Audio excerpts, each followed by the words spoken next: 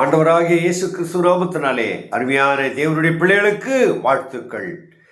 நேற்றைய தினத்திலே பரிசுத்தத்தை குறித்து நாம் வாசித்தோம்.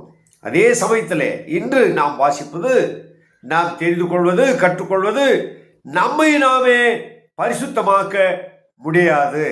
ஏனென்றால் இந்த அசுத்தமான உலகத்திலே நாம் இருக்கிறோம். ஆகவே லேவியராகமம் 20ஆம் அதிகாரம் 7-8 இந்த வசனங்களை நாம் வாசித்து அதன் சாராம்சத்தை நாம் அறிந்து கொள்ளலாம். ஆதலால் நீங்கள் உங்களை பரிசுத்தப்படுத்தி பரிசுத்தராயிருங்கள்.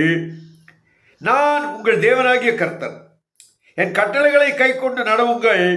நான் உங்களை பரிசுத்தமாக்குகிற கர்த்தர். நான் உங்களை பரிசுத்தமாக்குகிற கர்த்தர். கர்த்தர் தாம் நம்மை பரிசுத்தமாக்க வேண்டும்.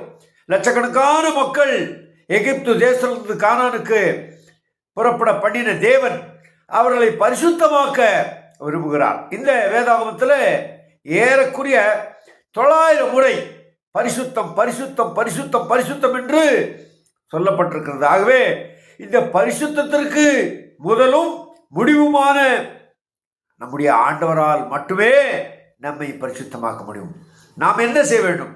ஆண்டவரே, பாவியாக என் மீது கிருபையாக இருந்து என்னை பரிசுத்தமாக்கும். நான் பரிசுத்தவானாக வாழ விரும்புகிறேன். பரிசுத்தத்திற்கென்று என்னை அழைத்திருக்கிறேன்.